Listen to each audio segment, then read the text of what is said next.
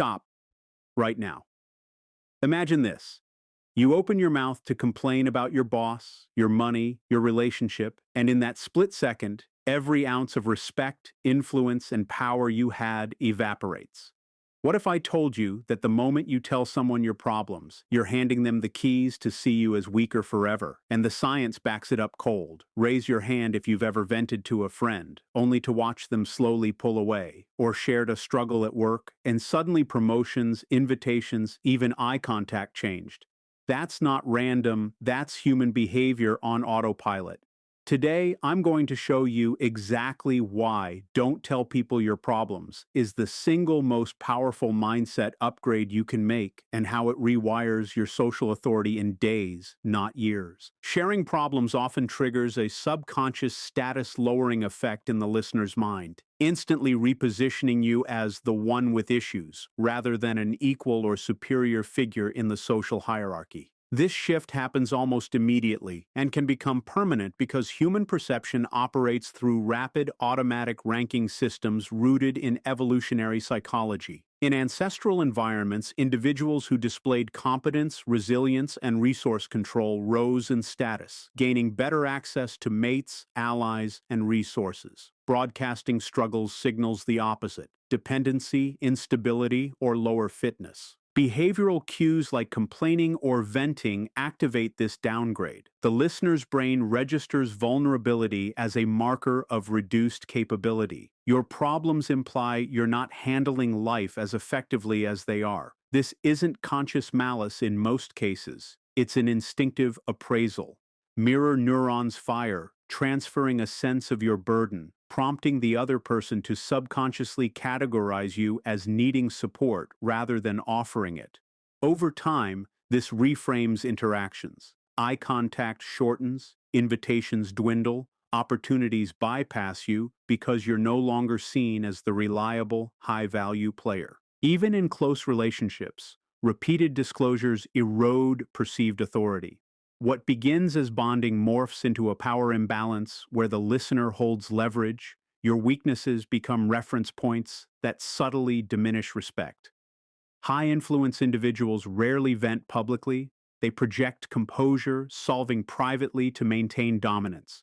The moment you externalize pain without resolution, you hand over perceptual control, locking in a lower rung on the invisible ladder everyone navigates. Silence preserves that ladder's height, forcing others to view you through strength rather than sympathy. Sharing problems often triggers a subconscious status-lowering effect in the listener's mind, instantly repositioning you as the one with issues rather than an equal or superior figure in the social hierarchy. This shift happens almost immediately and can become permanent because human perception operates through rapid, automatic ranking systems rooted in evolutionary psychology. In ancestral environments, individuals who displayed competence, resilience, and resource control rose in status, gaining better access to mates, allies, and resources. Broadcasting struggles signals the opposite: dependency, instability, or lower fitness. Behavioral cues like complaining or venting activate this downgrade. The listener's brain registers vulnerability as a marker of reduced capability. Your problems imply you're not handling life as effectively as they are. This isn't conscious malice in most cases. It's an instinctive appraisal. Mirror neurons fire, transferring a sense of your burden, prompting the other person to subconsciously categorize you as needing support rather than offering it. Over time, this reframes interactions. Eye contact shortens, invitations dwindle, opportunities bypass you because you're no longer seen as the reliable, high-value player. Even in close relationships, repeated disclosures erode perceived authority. What begins as bonding morphs into a power imbalance where the listener holds leverage. Your weaknesses become reference points that subtly diminish respect. High-influence individuals rarely vent publicly. They project composure, solving privately to maintain dominance. The moment you externalize pain without resolution, you hand over perceptual control, locking in a lower rung on the invisible ladder everyone navigates. Silence preserves that ladder's height, forcing others to view you through strength rather than sympathy. Repeatedly, verbalizing complaints reinforces neural pathways of negativity, making the problem feel larger and more defining to your identity while trapping you in a victim loop. This occurs through neuroplasticity, the brain's ability to reorganize itself based on repeated experiences. The principle, neurons that fire together, wire together, Hebb's law, explains it. Each time you complain aloud, you activate specific circuits tied to detecting threats, processing stress, and generating negative emotions. These neurons strengthen their connections, branching out and growing closer for faster, more efficient firing in the future. Your brain prioritizes efficiency, so habitual negativity becomes the default route. What starts as occasional venting evolves into automatic negative scanning. You spot problems quicker, feel stress more intensely, and default to pessimistic interpretations even when positives exist. Chronic activation elevates cortisol, impairing the hippocampus, key for problem solving and memory, and prefrontal cortex for focus and emotional regulation, shrinking capacity for clear thinking while amplifying threat detection. Verbalizing amplifies this loop because speaking engages more brain areas, motor, auditory, emotional, embedding the pattern deeper than silent rumination. The problem no longer feels like a temporary challenge. It becomes central to your self-narrative. This always happens to me. I'm the one who suffers. This victim mindset reduces agency. You expect defeat, exert less effort, miss solutions, and unconsciously behave in ways that confirm the negativity, creating a self-fulfilling cycle. Solutions feel distant because your rewired brain is optimized for complaint, not resolution, locking you into emotional volatility and reduced resilience until the pattern breaks through deliberate redirection to constructive focus. Behavioral science demonstrates that oversharing weaknesses or personal struggles frequently signals low social value or neediness, which directly diminishes influence, respect, and attraction in both personal and professional relationships. This stems from deep-seated evolutionary and psychological mechanisms, where humans rapidly assess others' status and capability through behavioral cues. In evolutionary terms, displaying competence and self-sufficiency historically correlated with higher resource access, leadership potential, and mate value, traits that elevated reproductive success. Signaling weakness through complaints, insecurities, or excessive vulnerability contradicts these expectations, triggering an automatic perception of lower fitness or reliability. Research on status dynamics shows that when higher status individuals disclose weaknesses, receivers downgrade their perceived status, leading to reduced influence, increased task conflict, and poorer relationship quality. This status penalty occurs because such disclosures violate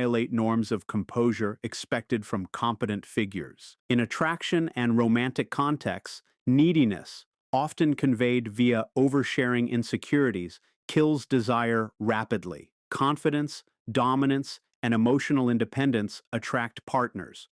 Overt vulnerability without calibration reads as desperation or low value, prompting withdrawal. Studies and observations confirm neediness repels respect and attraction, as it implies external locus of control and dependency rather than self-mastery. Professionally, broadcasting struggles can label someone high maintenance or unreliable, bypassing them for opportunities or leadership roles.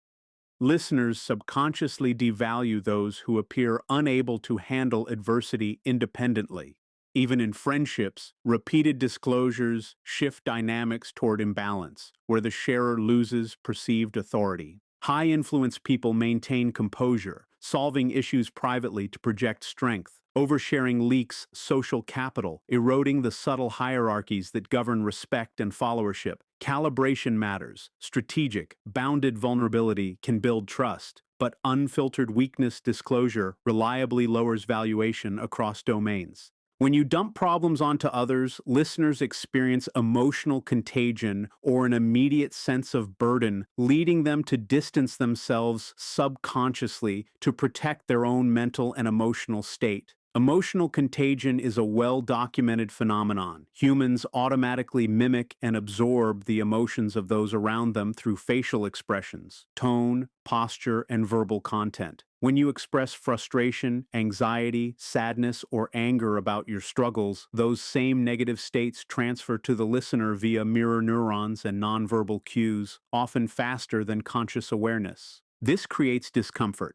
People are biologically wired to avoid prolonged exposure to negative affect because it elevates their own stress hormones, cortisol and adrenaline, disrupts mood regulation, and consumes cognitive resources needed for their own lives. The brain interprets your problem sharing as an emotional load being placed on them. Essentially, you're asking them to co-carry your distress without their consent. Even if they care about you, the instinctive response is self-preservation. Reduce contact, shorten conversations, change the subject, or create subtle barriers to prevent further exposure. This distancing is rarely overt or malicious. It manifests as delayed replies, less enthusiasm, canceled plans, or a shift from warmth to polite detachment.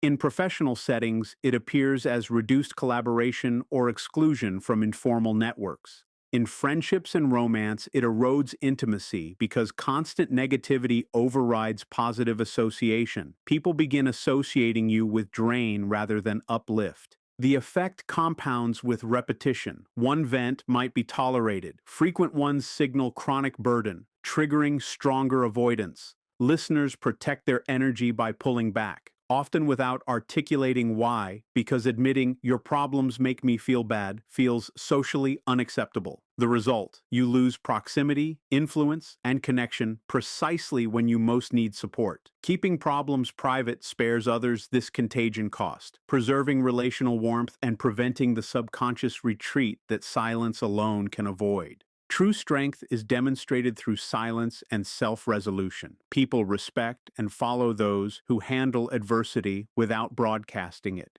This principle operates on fundamental human social wiring. We are drawn to individuals who project control, competence, and emotional sovereignty because these traits historically signaled safety, leadership, and resource-holding capacity in group dynamics. When someone faces hardship, yet remains composed, maintaining steady eye contact, calm tone, measured responses, and forward-focused behavior, the observer's brain registers high status automatically. No words of complaint are needed. The absence of complaint itself becomes evidence of inner strength. Mirror neurons and status detection circuits light up in response. This person isn't crumbling under pressure, therefore they are reliable, capable, and worth aligning with. Respect flows toward them instinctively. People offer help unprompted, defer to their judgment, seek their counsel, and gravitate closer rather than retreating. Contrast this with the complainer.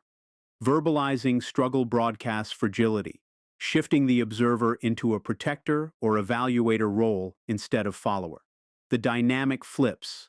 The silent resolver stays at the top of the perceived hierarchy, while the vocal sufferer slides downward. High-influence figures across history and modern life embody this. They absorb setbacks privately, emerge with solutions, and let results speak. Public venting would have diluted their aura of command. Silence in adversity is active dominance, not passive avoidance.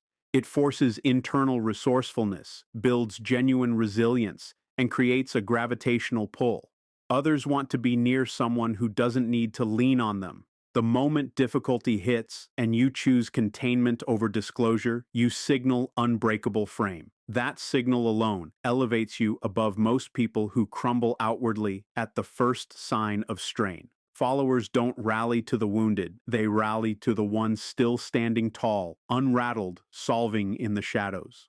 That is the quiet power that commands loyalty without ever asking for it. Complaining or venting externally rarely solves anything. It often amplifies drama and invites unsolicited, low-quality advice that complicates matters further. The act of verbalizing a problem to others creates a psychological illusion of progress. Speaking feels like action. releasing a small dopamine hit from social acknowledgement, but it almost never moves the needle toward resolution. Instead, it externalizes the locus of control. You hand partial ownership of the issue to the listener, who now feels entitled to opine, judge, or insert themselves into your process. Most advice received after venting is low effort and low value. People respond with platitudes, just stay positive, it'll get better, projections of their own experiences, that happened to me, do this, or quick fixes that ignore your full context. This input rarely accounts for your unique variables, emotions, constraints, history, leading to mismatched or counterproductive suggestions. Worse, accepting even one piece of bad advice can derail your trajectory, create new problems, or prolong suffering while you untangle the noise. Venting also escalates drama through social amplification. Once shared, the story spreads. Friends discuss it, reinterpret it, add their spin, turning a private challenge into public gossip or pity narrative. This magnifies emotional weight. The problem feels bigger because now it exists in multiple minds and invites comparison, competition. My problem is worse, or one-upmanship that further distorts reality. The feedback loop is vicious. You vent to feel heard, receive shallow responses, feel more misunderstood, vent again to clarify, receive more noise, and the original issue gets buried under layers of external commentary. Energy that could have gone into silent analysis, research, or decisive action gets wasted on managing others' reactions. True solutions almost always emerge from internal processing, quiet reflection, structured planning, trial and error without the distortion of crowdsourced opinions. External venting trades temporary relief for long-term complication, dilution of agency, and unnecessary entanglement. Keeping it contained forces cleaner, faster, more effective resolution.